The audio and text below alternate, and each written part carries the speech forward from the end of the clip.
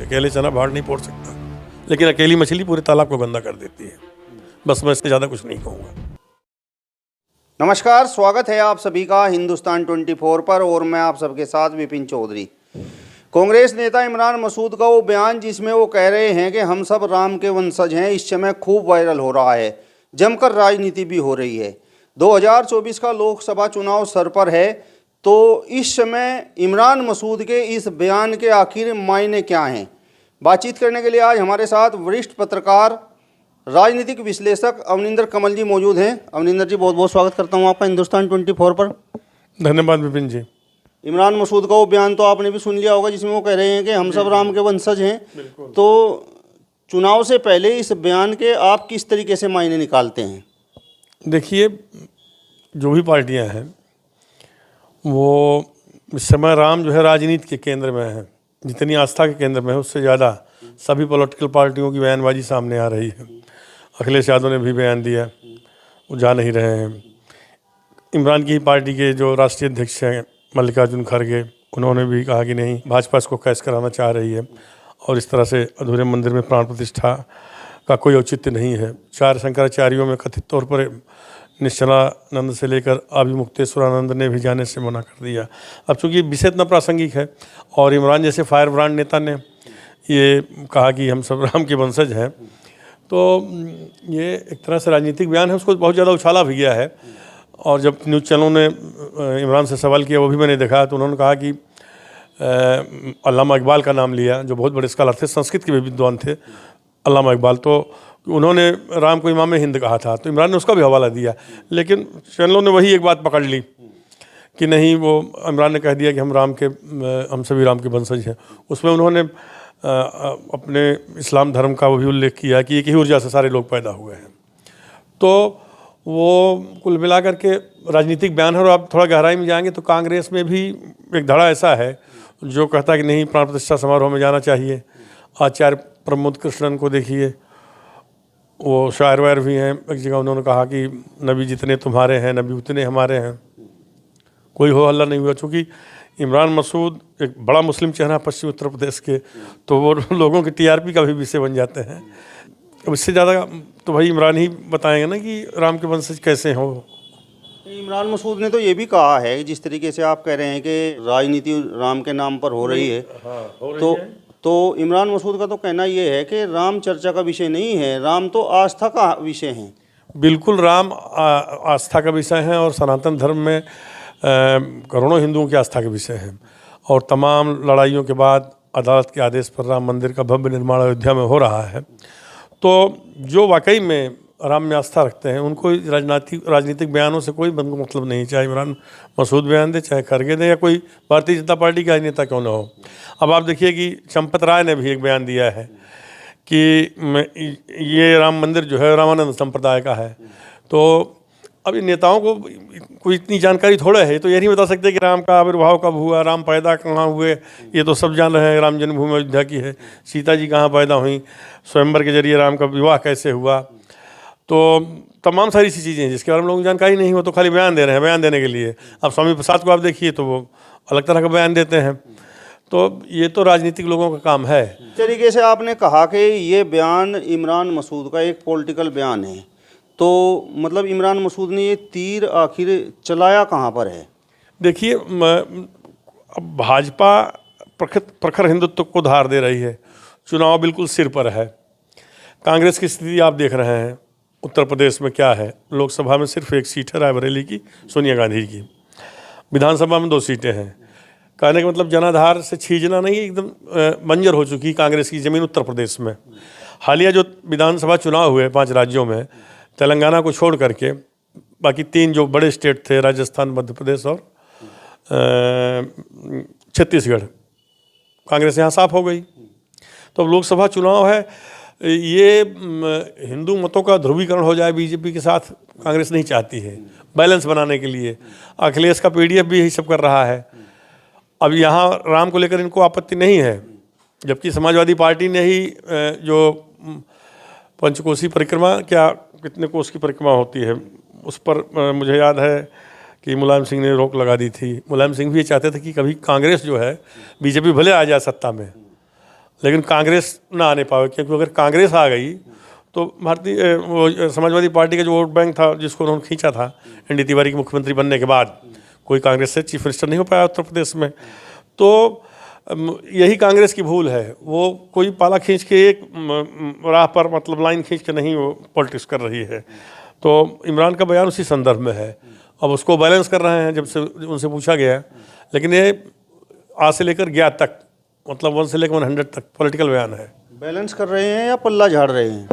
पल्ला नहीं झाड़ रहा है। पल्ला झाड़ना होता तो सामने ही नहीं आते, सामने आ रहा है ना, न्यूज़ चैनल के जो सवाल है उनके जवाब दे रहे हैं। और अल्लामा इकबाल का उन्होंने क्यों उल्लेख किया, और ये भी बताया कि उन्होंने इमाम हिंद कहा राम को। तो जो अल्लामा इकबाल इतने बड़े स्कॉलर, तो मैं क्या हूँ? इमरान बहुत घुटे हुए नेता हैं, और ऐसे समय पर उनका ये जो बयान है उसको आप मामूली मत समझिए। मतलब वो क्या है वो बताओ, मतलब कुछ व्यक्तिगत स्वार्थ है क्या? नहीं, व्यक्तिगत स्वार्थ नहीं। देखिए, इमरान की जो कट्टर छप बनाई गई थी 2014 में, जब बोटी बोटी का बयान था उनका, वो बयान बहुत पुराना था। किसी अपनी कम्युनिटी में वो बोल गए थे, तब मोदी प्राइम मिनिस्टर नहीं थे। तो एक गोधरा कांड के बाद जो वाला चेहरा था वो प्रस्तुत करके उन्होंने चीज़ें कहीं। बाद में फिर वो आई गई बात उस पर, तो उसको लेकर के कट्टर छप बन गई थी इमरान की। इमरान लोकसभा के चुनाव लड़े थे, राघव लखनपाल उस बार 2014 में विजयी हुए, इमरान को 4 लाख से ज़्यादा वोट मिला। उसी बयान के बाद मेरा ख्याल है कि इमरान की गिरफ्तारी भी हो गई थी, तो उससे मुस्लिम समाज जो है पूरा 100 जान से न्यौछावर हो गया इमरान पर। और अब चूँकि कांग्रेस में है इमरान, फिर चुनाव लड़ने जा रहे हैं। अभी तो खैर गठबंधन में क्या होता है, किसको टिकट मिलता है, लेकिन उनकी प्रबल दावेदारी नहीं, यहाँ से तो कहीं और सीट से लड़ेंगे। तो कांग्रेस के वो बड़े चेहरे हैं पश्चिमी उत्तर प्रदेश में, खास तौर पर इमरान मसूद। भले उनको कांग्रेस मतलब अभी कोई वैसी जगह नहीं मिली है जैसे इमरान प्रतापगढ़ी और चूँकि बीच में उन्होंने पार्टी छोड़ दी थी। तो इमरान को ये उम्मीद है कि उनको टिकट मिलेगा और चुनाव लड़ेंगे, तो जो उनकी कट्टर छवि है उस खोल से वो बाहर निकलें उनके बयान के, और उनको हिंदुओं का भी वोट मिले। खासतौर से जैसे गुर्जर बिरादरी में, जाट बिरादरी में और तमाम उनकी पैठ है, उनको व्यक्तिगत उनके ताल्लुकात पर उनको वोट मिलते रहे हैं। तो उसको थोड़ा सा और अप करना चाहते होंगे, मेरा ख्याल है कि इसीलिए उन्होंने ऐसा कहा।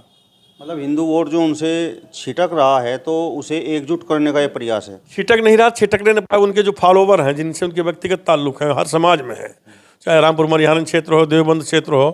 तो हिंदुओं में भी एक मतलब लॉबी है जो इमरान को फॉलो करती है, और वहाँ कट्टरपन ये सब चीज़ें नहीं है, ये तो बनाया जाता है। आप ही बताइए, क्या इमरान मसूद कट्टर मुसलमान है? मुझे तो कभी नहीं लगा।